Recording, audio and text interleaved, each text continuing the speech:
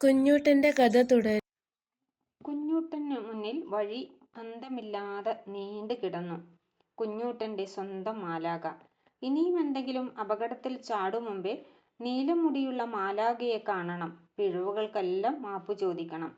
തോട്ടം ഉടമസ്ഥന്റെ വീട്ടിൽ നിന്നും മുന്നോട്ടോടുമ്പോൾ കുഞ്ഞൂട്ടന്റെ മനസ്സിൽ ഈ ഒരാഗ്രഹം മാത്രമേ ഉണ്ടായിരുന്നു.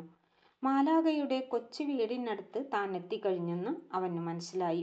കാട്ടുകൊള്ളന്മാരിൽ നിന്നും രക്ഷപ്പെടാനായി ഓടിപ്പോയാണല്ലോ ആദ്യമായി അവിടത്തെ മാലാഖയെ കാണുന്നത്. പരിചിതമായ വഴികളാണ് താനിപ്പോൾ താണ്ടുന്നത്.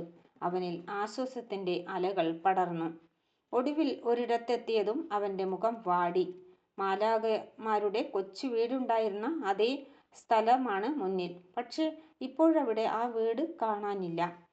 ഇതെന്തു മറിമായം! സൂക്ഷിച്ചു നോക്കിയപ്പോൾ ആ വീടിരുന്ന സ്ഥാനത്ത് വെണ്ണക്കല്ലുണ്ടാക്കിയ ഒരു ശവക്കല്ലറ കണ്ടു. അതിന് മുകളിൽ സുവർണ ലിപികളിൽ എന്തോ എഴുതിയിരിക്കുന്നു. അവൻ നെഞ്ചിടിപ്പോടെ അത് വായിച്ചു നോക്കി. നീലമുടിക്കാരി മാലാഖയുടെ അന്ത്യവിശ്രമ സ്ഥലം. അവനപ്പോൾ പൊട്ടിക്കരയണമെന്ന് തോന്നി. മനസ്സു നിറയെ സ്നേഹത്തിന്റെ പര്യായമായ മാലാഖയുടെ രൂപം തന്നെയായിരുന്നു. മാലാഖ എന്നേക്കുമായി തന്നെ വിട്ടു പോയെന്ന യാഥാർത്ഥ്യം ഉൾക്കൊള്ളാൻ അവന് കുറെ സമയമെടുത്തു. ആ ശവക്കല്ലറയിൽ മുഖമമർത്തി അവൻ നെഞ്ചുപൊട്ടി കരഞ്ഞു.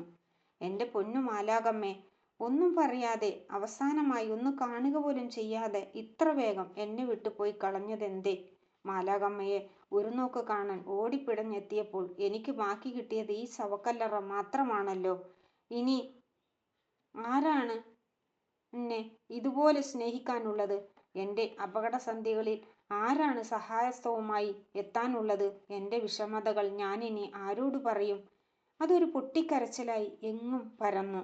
അവന് മുകളിലൂടെ പറന്നുകൊണ്ടിരുന്നു. ഒരു അരിപ്രാവ് ആ കരച്ചിൽ കേട്ട് പറന്നു താണു.